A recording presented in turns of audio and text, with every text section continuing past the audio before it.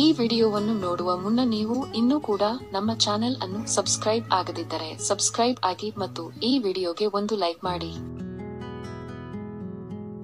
Hi friends, life line Kannada GK ಅಡ್ಡಾದ ಮತ್ತೊಂದು ವಿಡಿಯೋಗೆ ಸ್ವಾಗತ. ಸ್ನೇಹಿತರೆ, ಗಂಡ ಹೆಂಡತಿ ಸಂಬಂಧ ಎಂಬುದು ಬಹಳಷ್ಟು ಪವಿತ್ರ. ಈ ಸಂಬಂಧ ಗಟ್ಟಿ ಇದ್ದಷ್ಟು ಜೀವನ ಸುಖಮಯದಿಂದ ಇರುತ್ತದೆ. ಹಾಗಿದ್ರೆ ಗಂಡ ಹೆಂಡತಿ ಸಂಭೋಗದ ಸಮಯದಲ್ಲಿ ಯಾವ ರೀತಿಯಲ್ಲಿ ಮಲಗಬೇಕು, ದುಪ್ಪಟ್ಟು ಸುಖ ತೃಪ್ತಿ ಪಡೆಯುವುದು ಹೇಗೆ? ಈ ವಿಡಿಯೋದಲ್ಲಿನ ಮಾಹಿತಿ ಕುತೂಹಲಕಾರಿಯಾಗಿದ್ದು, ಹೀಗಾಗಿ ಯಾರೂ ಕೂಡ ವಿಡಿಯೋವನ್ನು ಸ್ಕಿಪ್ ಮಾಡದೆ ಸಂಪೂರ್ಣವಾಗಿ ನೋಡಿ.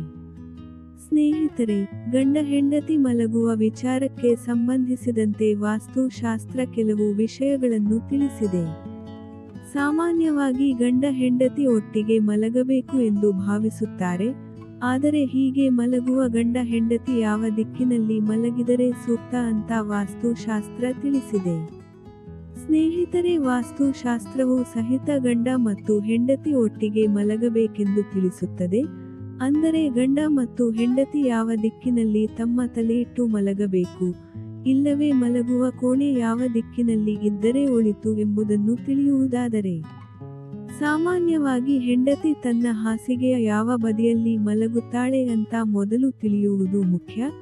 ಇನ್ನು ವಾಸ್ತುಶಾಸ್ತ್ರದ ಪ್ರಕಾರ ದಕ್ಷಿಣಾಭಿಮುಖವಾಗಿ ಗಂಡ ಹೆಂಡತಿಯ ಕೋಣೆ ಇದ್ದರೆ ಉತ್ತಮ. ನೀವು ಅಪ್ಪಿತಪ್ಪಿ ಹರಿದ ಹಾಸಿಗೆಯ ಮೇಲೆ ಮಲಗಬೇಡಿ.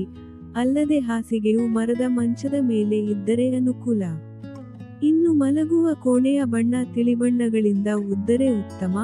ಅದರಂತೆ ಹೆಂಡತಿ ಗಂಡನ ಎಡಭಾಗದಲ್ಲಿ ಮಲಗಬೇಕು. ಇದು ವೈವಾಹಿಕ ಜೀವನವನ್ನು ಸಂತೋಷವಾಗಿರಿಸುತ್ತದೆ.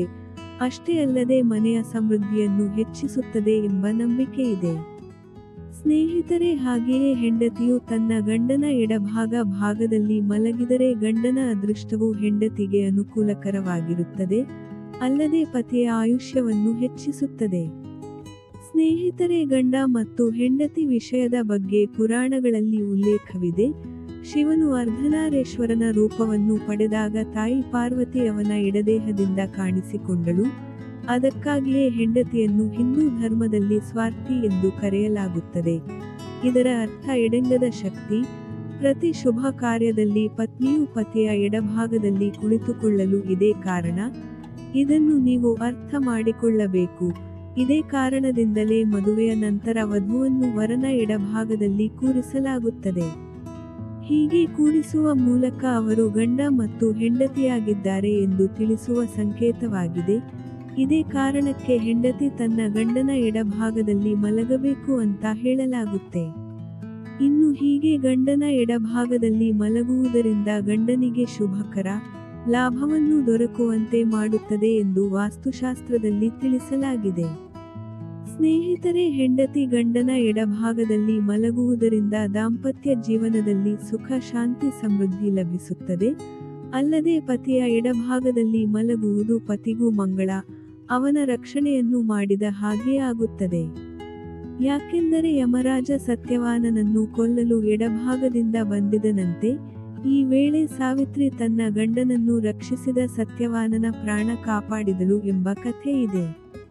ಸ್ನೇಹಿತರೆ, ನೋಡಿದ್ರಲ್ಲ, ಇದೇ ತರಹದ ಮಾಹಿತಿಗಾಗಿ ನಮ್ಮ ಚಾನಲ್ ಸಬ್ಸ್ಕ್ರೈಬ್ ಮಾಡಿಕೊಳ್ಳಿ. ಈ ಮಾಹಿತಿ ಇಷ್ಟವಾದಲ್ಲಿ ವಿಡಿಯೋಗೆ ಲೈಕ್ ಮಾಡಿ, ಶೇರ್ ಮಾಡಿ. ನಮಸ್ಕಾರ.